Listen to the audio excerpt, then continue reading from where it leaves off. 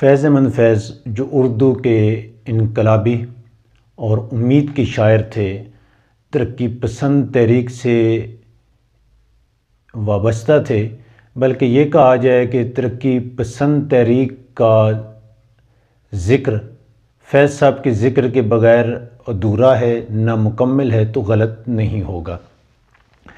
فیض صاحب نے جو اپنی شاعری کے ذریعے ایک انقلاب، ایک جدت، تعمیر نو یا ایک نئے نظام کی جو داغ بیل ڈالی، یا اپنی شاعری کے ذریعے جو تگ و دو کی، وہ ایک منہ بولتا ثبوت ہے۔ اور اس میں کوئی شک نہیں ہے کہ فیض صاحب نے جہاں پہ اردو ادب میں نئے الفاظ کو، نئے مضامین کو، نئے خیالات کو جگہ دی یا شامل کیا، وہیں پہ فیض صاحب کے اس معاشرے پہ اثرات بھی گہرے ہیں۔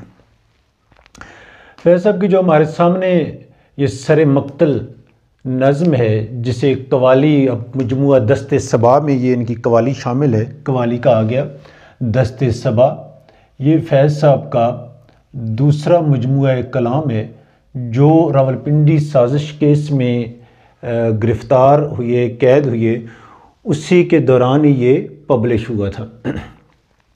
دست صبا کتاب میں یہ دوسرے نمبر پہ یہ شامل ہے، اس کے فہرست میں 16ویں نمبر پر یہ قوالی شامل ہے۔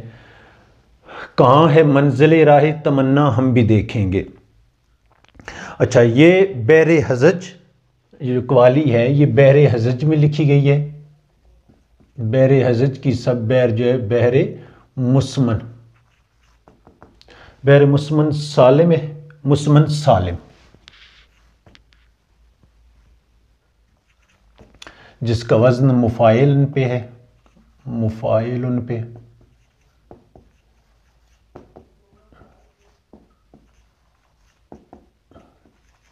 وزن ساتھ میں اس لیے بتا رہا ہوں کہ چونکہ مختلف لیکچر میں نے شاعری کے اوزان کے حوالے سے بھی دیے تھے، تاکہ جو ان سے وابستہ تھے یا جن سٹوڈنٹس نے، جن لوگوں نے وہ لیکچر سنے ہیں، تو ان کی مزید بہتری کے لیے ہو، یا جو ابھی یہاں پہ اس لیکچر کو اوپن کریں گے ان کے پاس یہ آئے گا تو انہیں پتہ چلے کہ یار بھی جو اگر شاعری کا ذوق رکھتے ہیں، شاعری کس طرح ہوتی ہے، اوزان کے حوالے سے وہ بھی دیکھ سکیں۔ بحیثیت مجموعی اس پوری قوالی میں فیض صاحب جو ہیں وہ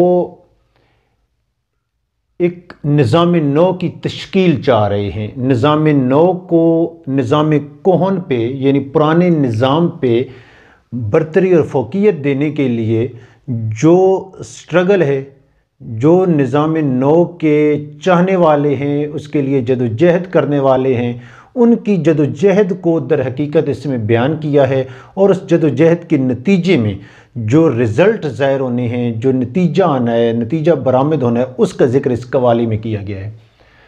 کہاں ہے منزل راہ تمنا ہم بھی دیکھیں گے۔ منزل راہ تمنا سے مراد ہے نظام نو۔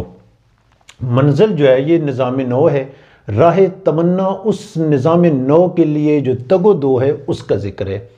یہ شب ہم پر بھی گزرے گی، یہ فردا ہم بھی دیکھیں گے، ٹھہرے دل جمال روئے زیبا ہم بھی دیکھیں گے۔ جمال روئے زیبا، جمال خوبصورتی کو، حسن کو کہتے ہیں، روئے زیبا محبوب کا چہرہ۔ شاعر کہتا ہے کہ نظام نو کی جو تحریک ہے، اس کے اصول کے لیے جو یہ شب ہم پر بھی گزرے گی، شب سے مراد ہے کہ آپ کو رکاوٹوں کا، تکلیف کا، مشکلات کا سامنا کرنا پڑے گا، یہ ہم پہ گزرے گی، یہ فردا ہم بھی دیکھیں گے۔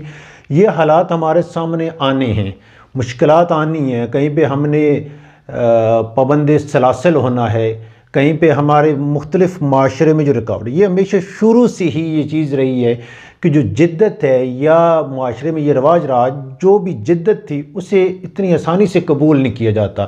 لوگ روایت پہ، جن رسم و رواج پہ، جن اصولوں پہ زندگی گزار رہے ہوتے ہیں، اسی کو آگے لے کے چلتے ہیں۔ اچھا، کہاں ہے منزل راہ تمنا ہم بھی، اچھا ٹھہر اے دل، یہ جو ٹھہر اے دل ہے نا، کہ اپنے دل کو کہہ رہے ہیں کہ ذرا دیر ٹھہرو، رکو، کہ جب نظام نو تشکیل پائے گا تو اس نظام نو کے تشکیل پانے کے نتیجے میں جو چہرہ آئے گا، جو معاشرہ جو تشکیل پائے گا، وہ بالکل محبوب کے چہرے کی طرح خوبصورت ہوگا۔ اور شاعر جو ہم بھی دیکھیں گے نا، یہ در حقیقت امید کا پیغام ہے، کہتے ہیں یہ ہمارے سامنے ہونا ہے اور ہم دیکھیں گے۔ اگلا جو ہے کہ ذرا سیکل تو ہو لے، سیکل کہتے ہیں چمکدار کو۔ یہ تین مصروں پہ ہے نا یہ قوالی۔ سیکل کہتے ہیں چمکدار کو. جو تلوار چمکدار ہے یعنی نئی ہے یا وہ تیز دھار ہو چکی ہے اس کی، تو جب اس کے سامنے کوئی چیز ٹک نہیں سکتی وہ کاٹ کے رکھ دیتی ہے. شاعر یہاں پہ کہتا ہے تشنگی بادہ گساروں کی. تشنگی کہتے ہیں پیاس کو، بادہ گسار شراب پینے والے. یہاں پہ بادہ گسار جو علامت ہے کن کے لیے؟ انقلابیوں کے لیے. فیض صاحب کہتے ہیں کہ جس طرح ایک شراب ہے نا، اس شراب کی پیاس ہے، تشنگی ہے کہ بندے کو وہ پینا چاہتا ہے، لیکن جتنی اس کی تشنگی بڑھتی جائے گی اتنا ہی اس شراب کو پینے کے لیے مر رہا ہوگا. تو فیض صاحب کہتے ہیں کہ یہ جو جوش سیبہ ہے نا، یہ فارسی ترکیب کا استعمال کیا گیا. سیبہ کہتے ہیں سرخ انگور کی شراب کو، خالصتاً جو شراب ہوتی ہے. اٹھا رکھیں گے کب تک جام و مینا، جس میں شراب جام میں ڈالی جاتی ہے، پی جاتی ہے. فیض کہتے ہیں اسی طرح کہ ایک شراب پینے والا جو شخص ہے، وہ جتنی اس کی تشنگی دیر پا ہوگی، جتنی اس پہ ٹائم لگے گا، جتنی دیر کے بعد اسے ملے گی، اس کی تشنگی بڑھتی جائے گی، اور اس کے حصول کے لیے وہ کیا کرے گا؟ جدوجہد زیادہ کرے گا، کوشش زیادہ کرے گا. یہاں پہ شاعر انقلابیوں کو کہتا ہے کہ یہ جتنا اس انقلاب کو، نظام نو کو، نئے نظام کو لانے میں ہمارے لیے یہ دیر لگ رہی ہے، اس میں رکاوٹیں آ رہی ہیں، یہ در حقیقت ہمارے اندر تشنگی بڑھا رہی ہیں. ہم اس کے لیے جدوجہد جو ہے وہ زیادہ زور سے، زیادہ جدت سے، زیادہ جذبے سے کریں گے. اچھا، صلا آ تو چکے محفل میں اس کوئے ملامت سے. کوئے ملامت اقتدار کے کوچے سے. کسے روکے گا شور پندے بیجا، ہم بھی دیکھیں گے. کسے ہے جا کے لوٹ آنے کا یارا، ہم بھی دیکھیں گے. شاعر کہتا ہے کہ یہ جو چیز آگے چلیے، جب کوشش ہماری ہوگی نظام نو کی تشکیل کے لیے، تو اس میں کیا ہے؟ ہم صلا آ تو چکے محفل میں اس کو یہ ملامت سے، اقتدار کی ہوسناکیوں سے ہم دیکھ چکے ہیں کہ وہاں پہ بھی ہمارے انقلاب کی بازگشت سنائی دے رہی ہے. اور اس انقلاب کے نتیجے میں جو شور اٹھا ہے نا، اور جو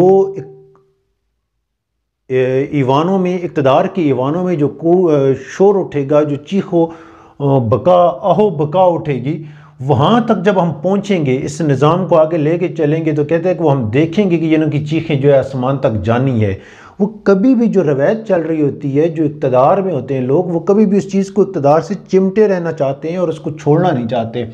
آگے شاعر کہتا ہے چلے ہیں جانو ایماں زمانے آج دل والے. دل والوں سے مراد بھی ہے انقلابی ہے، کہ جہاں پہ اس انقلاب کی تحریک میں شاعر کہتا ہے کہ ہمیں کسی چیز کی کوئی فکر نہیں ہے، کہ دل بھی جائے، ایمان چلا جائے، جان چلی جائے، لیکن ہم نے اس سے پیچھے نہیں ہٹنا. بھلے وہ لائن سے مراد اہل اقتدار جو ہیں، وہ جو نظام نو کے، نئے نظام کے راستے میں رکاوٹ کھڑی کر رہے ہیں، وہ لشکر اغیار و ادا، دشمنوں کا، یعنی اس مقابل جب اس نظام نو کی جدوجہد کو روکنے کے لیے ہر وہ طریقہ جو وہ اپنائیں گے، اسے روکنا چاہیں گے، اس تحریک کا گلا دبانا چاہیں گے، ان سب کو شاعر نے لشکر اغیار و ادا سے تعبیر کیا ہے.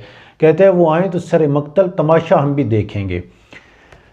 کہتے ہیں یہ سر مقتل سے مراد یہ ہے کہ اس تحریک کے نتیجے میں جاری جو جنگ ہے، اس جنگ میں جب اہل اقتدار ہمارے مقابل آئیں گے تو شکست ان کا مقدر ہے. اور اس شکست کا جو شکست ہے، اسے شاعر نے تماشا قرار دیا، اور کہتا ہے یہ تماشا ہم اپنی آنکھوں سے دیکھیں گے، اور انہیں شکست ان کے مقدر میں لکھی جا چکی ہے. یہ شب کی آخری سات گراں کیسی بیو ہمدم. ہمدم سے مراد اپنے انقلابی جو ساتھی ہیں، سات گڑی ہے. گراں مین جتنی بھاری ہے، جتنی اس میں رکاوٹیں ہیں، جتنی شدت ہے، جتنا زیادہ ظلم ہے. کہتے ہیں کہ جو رات ہے، اس رات طول غم حیات سے گھبرانا ہے دوست، ایسی بھی کوئی شب ہے کہ جس کی سحر نہ ہو. تو کہتے ہیں یہ جو شب ہے، اس میں جیسے جیسے ان کو اپنا اقتدار جاتا نظر آئے گا، تو ان کی طرف سے سختیاں جو ہے وہ زیادہ ہوتی چلی جائیں گی. تو کہتے ہیں یہ کیسی بھی ہو، یعنی وہ اپنی طرف سے سختیوں کی انتہا کر دیں. لیکن کہتے ہیں جب اس ساتھ میں پناہ اجالا، کہتے ہیں اسی تگ و دو میں، اسی شب کی تاریکی میں، اسی جد و جہد میں، اسی لڑائی میں، اسی جنگ میں، اجالا بھی پنہا ہے، چھپا ہوا ہے، روشنی نے ظاہر ہونا ہی ہونا ہے. رات کتنی گہری کیوں نہ ہو، سورج نے طلوع ہونا ہوتا ہے. جو فرق صبح پر چمکے گا تارا، ہم بھی دیکھیں گے. تو وہ جو صبح لے کے آئے گا اس اندھیری رات میں، ظلم کی سیاہ رات میں، وہ تارا، وہ کامیابی ہم دیکھیں گے. اب یہ جو کہہ رہا ہے نا کہ ہم بھی دیکھیں گے، اس میں یہ جو ہم بھی دیکھیں گے ردیف شاعر نے استعمال کی ہے، یہ شاعر کا امید کا پیغام ہے۔ کہتا ہے جتنی مرضی یا مشکلات یہ لے کر آ جائیں، اس چیز سے نہیں گھبرانا کہ کہیں بھی یہ تحریک مر جائے گی، تحریکیں نہیں مرا کرتی، جو نظام نو ہے اس نے تشکیل پانا ہی پانا ہے۔ شاعر کہتا ہے یہ ہم دیکھیں گے کہ یہ ہوگا۔ ٹھیک ہو گیا بھائی؟